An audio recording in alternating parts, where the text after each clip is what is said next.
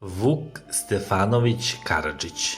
Vuk Stefanović Karadžić rođen je 7. novembra 1787. godine u Tršiću kod Loznice, a preminuo 7. februara 1864. godine u Beču, a danas njegove kosti počivaju u Sabornoj crkvi u Beogradu. Najznačajnija je ličnost srpske književnosti prve polovine 19. veka. Veći deo svog života proveo je u Beču, ali nikada nije zaboravio svoju zemlju. Vukovim reformama u srpski jezik je uveden fonetski pravopis, a srpski jezik je potisnuo slaveno-srpski jezik, koji je u to vreme bio jezik obrazovanih ljudi. Često je boravio u Srbiji, gde je počeo sa prikupljanjem srpskih narodnih pesama, započeo reformu ćirilice, kao i borbu za uvođenje narodnog jezika u srpsku književnost. U prvoj polovini 19. veka, uz pomoć tadašnjih vrhunskih filologa, kao što su braća Grim, ali i austrijskih vlasti, koji je predstavljao Jernej Kopitar, Vuk Stefanović Karadžić je reformisao srpsku ortografiju i pravopis, praveći veliki rez između dotadašnje slaveno-srpske kulture i novog standarda. Vuk Karadžić je uspeo da završi svoje delo. Njegova gramatika, koju je nazvao Pismenica serbskog jezika, izašla je u Beču 1814. godine. Bez obzira na nesavršenost i nepotpunost, ovo delo je značajno kao prva gramatika govora prostoga naroda. Osnovna vrednost pismenice je bila njeno radikalno uprošćavanje azbuke kao i pravopisa. Vuk je u njoj primenio Adelungov princip: piši kao što govoriš, a čitaj kao što je napisano. On je smatrao da svaki glas treba da ima samo jedno slovo, pa je iz dotadašnje azbuke izbacio sve nepotrebne znakove koje su se pisala iako nisu imala svojih glasova. Stara slova je podržavala pravoslavna crkva, koja je u njima videla neku vrstu veze kulture i pismenosti sa religijom. Ostala Karadžićeva kapitalna dela, među kojima se ističu prvo izdanje srpskog rječnika iz 1818. Zatim drugo, znatno prošireno iz 1851. kao i prevod Novoga Zavjeta iz 1847. godine, postavili su temelje za savremeni standardni srpski jezik.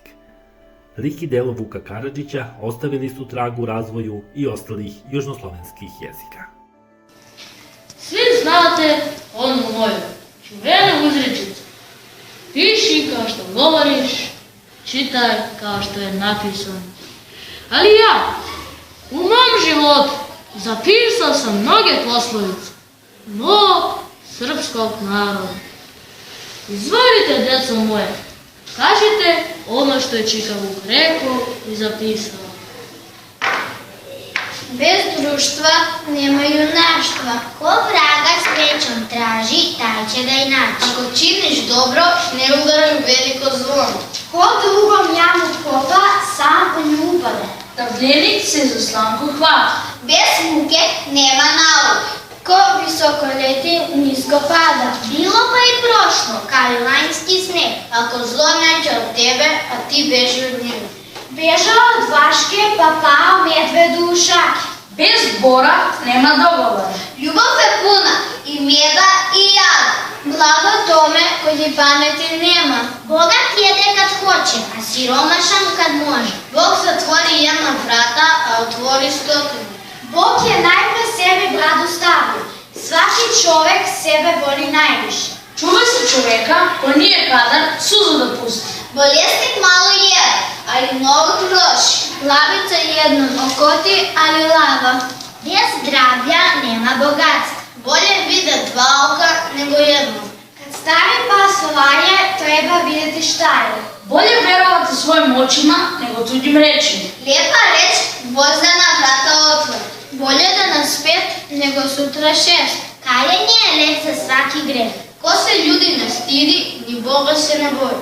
Bolje podkliznuti nogom nego jezikom. Ko se tuđim kolima vozi, neće daleko stići. Daleko od oči, daleko od srca. Ne ceni vola po rogovima, ni čoveka po brkovima. Ne traži đavo čoveka, nego čovek đavo. Dobar glas daleko ide, a zao još dalje. 2 put meri, a jednom seci. Brat bratu najdublje oči vadi.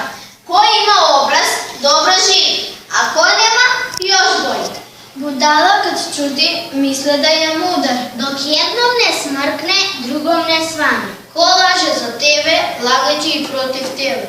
Ko priznaje, pola mu se prašta.